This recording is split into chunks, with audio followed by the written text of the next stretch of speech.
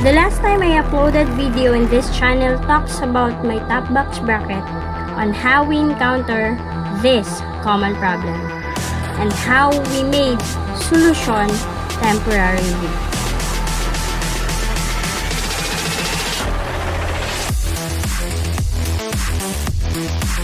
And for the second time around, again, still it broke. I only have one solution that might help me upang patuloy pa ring magamit ang top box bracket sa napakaraming schedule. And for sure, you're here, you want to watch that solution.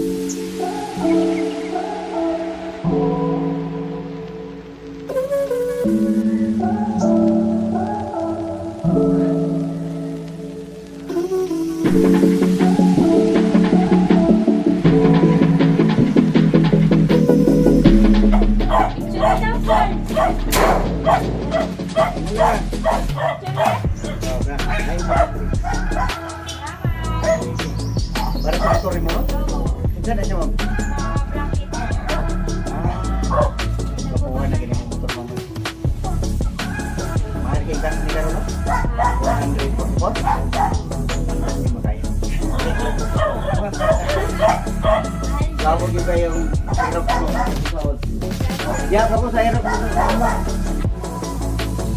So yun guys, this time we will have our unboxing para sa ating HVR bracket na in-order mula sa Shopee, mula sa saan pa ba ito galing? Santa Cruz, Manila. Mula sa Santa Cruz, Manila, kakarating lang kanina. And yun, ready na din ang ating top box plate dahil tinanggal na natin yung lumang top box bracket natin and ready na siya ilalagay natin using our top box HVR bracket. So, tara, unbox tayo and let's see.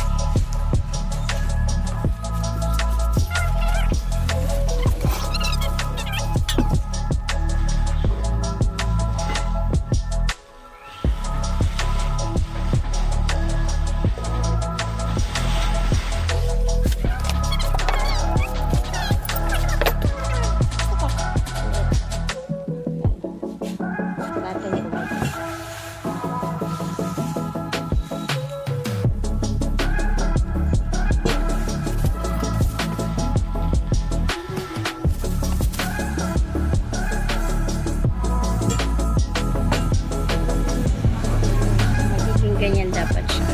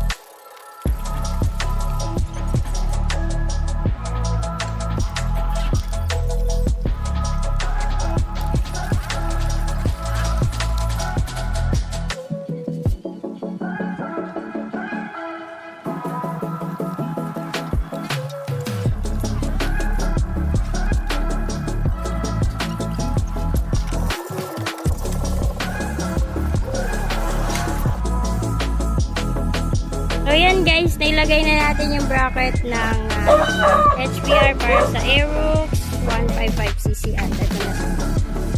So yan. Nice.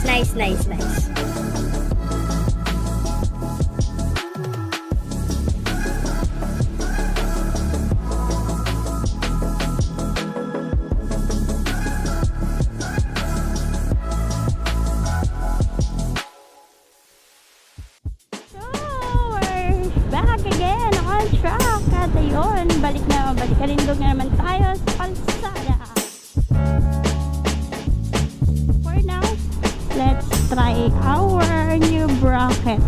Let's go!